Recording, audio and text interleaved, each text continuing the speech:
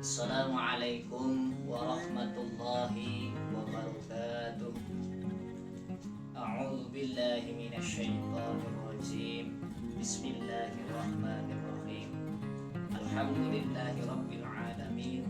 Allahumma shalli ala sayyidina Muhammadin wa ala ali sayyidina Muhammad sallallahu alaihi wasallam. Sahabat yang dirahmati oleh Allah Subhanahu wa taala, pertama-tama marilah kita panjatkan syukur kehadirat Allah Subhanahu wa taala, yang dimana Allah Subhanahu wa taala selalu memberikan nikmat fitrah dan sababinya kepada kita semua. Salawat serta salam semoga tetap terlimpahkan kepada junjungan kita Sayyidina Nabiyillah Muhammad sallallahu alaihi wasallam. Sahabat yang selalu dirahmati oleh Allah Subhanahu wa taala, pada kesempatan kali ini saya ingin berbagi sebuah wawasan ilmu yang dulu diberikan oleh almarhum romo kiai saya atau guru-guru saya semuanya. Semoga almarhum selalu diberkahi oleh Allah Subhanahu wa taala. Sahabat semua, kesempatan kali ini wawasan ilmu yang akan saya bagikan ke panjenengan semua adalah tentang bahasan ciri-ciri orang yang dicintai oleh golongan jin atau kaum jin. Sahabat, yang pertama, ciri orang yang dicintai oleh jin itu terjadi pada seseorang yang selalu atau sering mimpi basah atau ikhtilam pada tidurnya, baik dia berdoa ataupun tidak berdoa, dia selalu mendapatkan mimpi basah atau tidur dengan orang yang tidak kita kenali. Yang kedua, kalau tidur itu selalu merasa ada yang mendampingi di samping kita. Entah itu rupa yang mendampingi adalah sosok pocong atau sosok kunti atau sosok genderuwo yang biasa terjadi atau digambarkan lewat sugestibel masyarakat zaman sekarang, terutama masyarakat milenial seperti sekarang yang selalu kehidupannya mencari gaib, mencari pusaka dan yang lainnya. Yang ketiga yaitu enggan untuk menikah atau tidak tertarik dengan lawan jenis. Tatkala ada seseorang yang tidak tertarik dengan lawan jenisnya, maka sudah bisa dipastikan bahwa orang tersebut itu bisa dikatakan dicintai oleh golongan jin.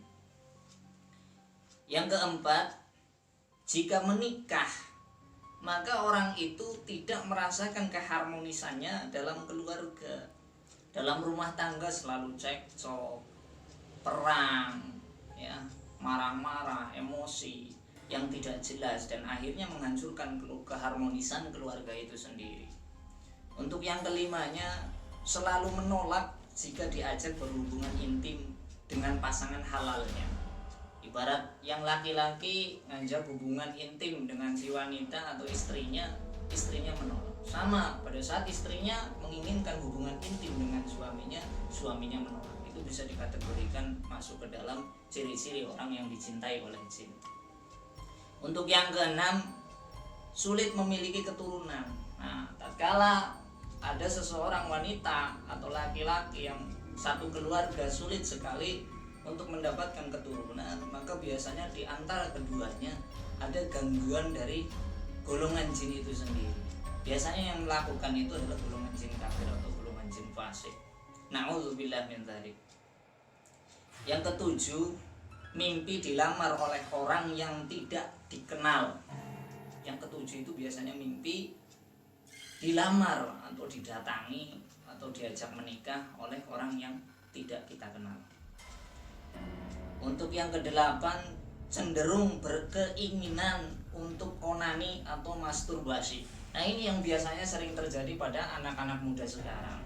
Makanya kalau tidak dibentengi dengan iman yang kokoh, iman yang kuat, maka pemuda zaman sekarang, muda-mudi semuanya akan mudah terjerumus ke dalam hal-hal yang memang tidak diridhoi oleh Allah Subhanahu wa taala. Contohnya yaitu melakukan onani, melakukan masturbasi, yang itu sangat dilarang oleh agama. Untuk yang kesembilan, suka menyendiri. Kalau kata orang Jawa ki seneng dewekan, bobohana batire. Nah, ini yang sangat berbahaya. Kalau orang itu suka menyendiri, dan di situ berteman dengan siapa? Nah, itu sebagai tanda dan ciri dari orang-orang yang dicintai oleh Tuhan. Untuk yang ke-10, pundak kita itu sangat sering terasa berat, seperti kita memikul beban yang tidak biasa kita pikul. Padahal di atas pundak kita itu nggak ada apapun, tapi pundak ini terasa berat. Kadang juga ditambah adanya rasa efek panas di tubuh kita. Untuk yang ke-11, merasa paling hebat, paling kuat, paling keren, paling ganteng. Pokoknya merasa paling wah untuk dirinya sendiri. Bukan memandang orang lain lebih hebat dari kita, tapi setiap kita memandang orang lain, maka orang lain itu lebih rendah daripada kita, karena diri kita selalu merasa lebih hebat. Untuk yang ke-12, head tidak lancar, bahkan sering tidak head. Dalam artian ada seorang wanita headnya tidak lancar, bisa dikatakan sering istihadah, head yang 15 hari, head yang tidak wajar. Yang wajarnya head itu adalah 7 hari. Nah, itu seringnya tidak lancarnya head, bahkan ada kebanyakan wanita itu mendapatkan head atau tidak mendapatkan head. Intinya mendapatkan head tidak lancar atau seringnya tidak mendapatkan head, seperti orang hamil, karena adanya hubungan intim dengan golongan jin yang sangat dilarang oleh agama. Yang ke-13, itu sering merasa dingin di ujung jari. Makanya ujung jarinya itu sering merasa dingin. Kalau kata orang Jawa ki anyes, katisen lah, katisen tapi di ujung jarinya, di ujung jari tangan maupun di ujung jari kakinya. Nah, ini sangat berbahaya. Padahal manusia yang normal itu ujung jarinya biasanya merasakan hangat, kalau saling bersentuhan itu hangat. Nah, kalau orang yang dicintai oleh jin, setiap ujung jarinya itu dingin, maka walaupun digosokkan seperti ini, itu akan tetap terasa dingin, tidak ada rasa hangat sedikit pun. Padahal orang yang normal kalau digosokkan pasti akan terasa hangat, bahkan kalau terlalu lama itu akan terasa panas. Yang ke-14, lebih nyaman di tempat yang kotor atau tempat najis. Nah, ini yang sangat berbahaya. Kadang-kadang orang kalau sudah duduk di tempat yang kotor kok malah nyaman. Nah, ini perlu dipertanyakan. Padahal harusnya kan mereka merasakan gatal, merasakan tidak nyaman.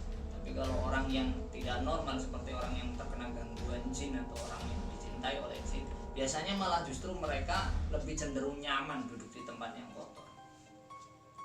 Untuk yang ke-15, itu was-was dalam beribadah. Beribadah apa saja, berwudu mereka was-was, udah betul apa belum ya wudu saya. Yang sering terjadi pada masa milenial seperti ini itu biasanya terjadi pada posisi kita sedang sholat. Yang mudah kita contohkan adalah pada saat takbiratul ihram. Karena takbiratul ihram itu biasanya digandengin dengan niat kita di dalam hati. Tatkala niat kita di dalam hati itu ngambang, maka disitulah biasanya ada gangguan dari energi jin tersebut kepada kita semua. Itu yang perlu saya sampaikan kepada panjenengan semua. Intinya agar lebih hati-hati dalam kehidupan ini. Karena apa? Zaman sekarang bisa dikatakan akhir zaman. Manusia itu kalau dituturi, ibaratnya diberitahu, itu malah banyak yang menyangkal dari satu titik pemberitahuan positif tersebut. Oke sahabat semua yang selalu dirahmati oleh Allah Subhanahu wa taala, mungkin pada kesempatan kali ini saya hanya bisa menjelaskan sedikit wawasan ilmu yang dulu diajarkan oleh almarhum guru-guru saya kepada saya. Semoga apa yang saya bagikan kepada panjenengan semua menjadikan manfaat dunia dan akhirat. Allahumma amin ya rabbal alamin. Akhirul qawli, assalamualaikum warahmatullahi wabarakatuh.